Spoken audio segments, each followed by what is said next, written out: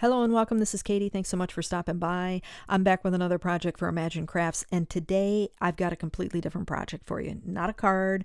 This is a little watercolor painting, if you will, that I did on canvas, and I'm using some all-purpose inks. You see there I had autumn leaf and banana cream. I've got chocolate and sky mist. Then I've got sky blue and tropical lagoon, and then I've got a couple here. I'm only going to use the regular white pigment ink or all-purpose ink, but I've got frost white and a gold.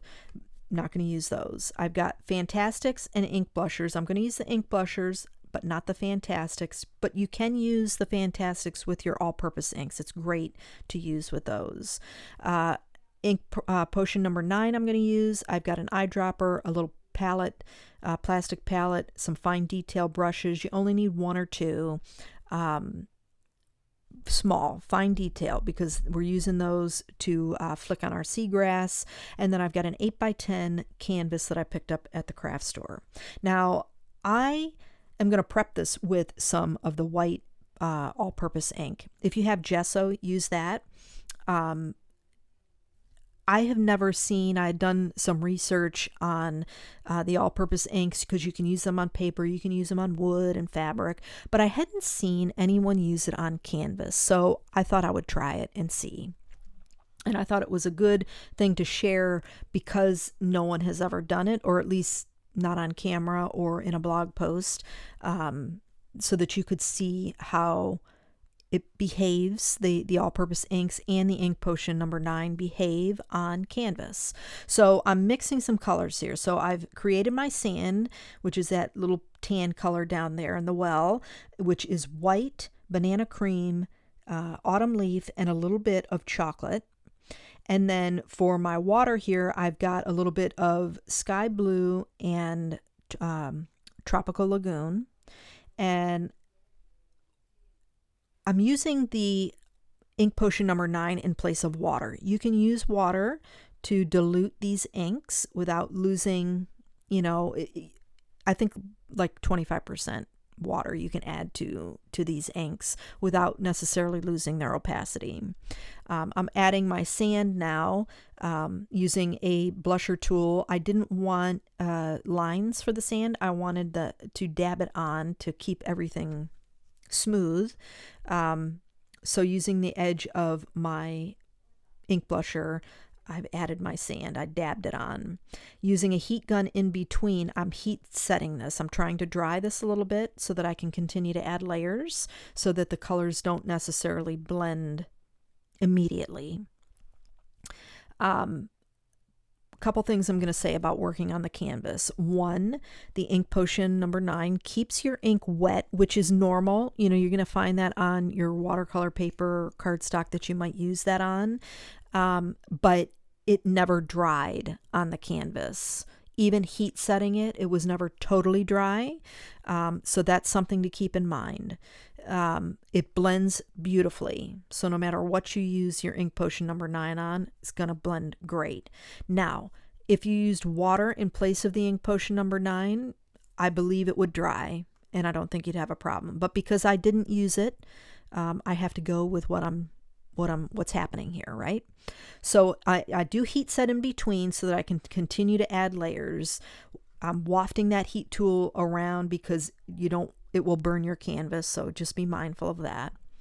I'm mixing up some more of the banana cream, autumn leaf, and chocolate to create my dunes, my seagrass, and flicking it on. There's nothing special to this technique. It's just flicking the paint on. I'm no professional when it comes to painting, so I'm sure someone's going to watch this and, do it better, and that's fine. This is just inspiration. This is just to show you that you can do this on canvas if you want. The one thing that I'll say, and I'm going to show at the end, is that I do seal this with an acrylic sealer, so because it never dried. Again, that could be because of the ink potion number 9 on the canvas, because I think if I was able to just use the all-purpose inks, and I didn't need probably water, because water evaporates, water dries. I'm not really sure what the ink potion number 9 is, made up of. So that could be why it didn't dry on the canvas. So as long as you seal it, if you're using ink potion number 9 on canvas, you're going to be fine. Once I sealed it, let it dry for half hour, it was totally fine to touch it. So I'm using the another blusher tool and adding in some white pigment ink of the white all-purpose ink to give some waves action, and I'm going to start working on the other side of the canvas. I'm not going to finish it completely because it's the same technique that I did on the right side. I will take a paintbrush coming up and add more variation of the white paint, and I am going to add a little bit more blue of the turquoise, the tropical lagoon in there. Now I'm going to bring down the water a little bit so it's not such a straight line. I mean, we are kind of walking up right onto the water, was my perspective, if you will.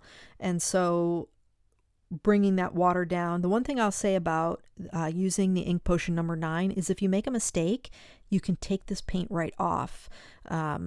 You see as I put some paint down and then take a paper towel and dab it up, it comes right off. So it's very forgiving. It makes, being able to try things out that maybe if it doesn't look right, that you can change it without feeling like you've got to start over completely. So here I added a little bit of the white with the paintbrush and a little bit of blue, just to give a more watercolory look, even though we're working on canvas. So the shells that you saw in the photos and that are going to be coming up, those are from my personal stash. I didn't buy those at the store. My husband and I live right off the coast of North Carolina, so we walk the beach quite a bit, and we're at the beach quite a bit, and so we find all kinds of cool things. So the Mod Podge is the clear acrylic sealer that I used prior to putting down my shells. I am using On Point glue for this, and then to set them and get them to dry, I did use my heat tool. Once these shells heated up, the glue dried perfectly.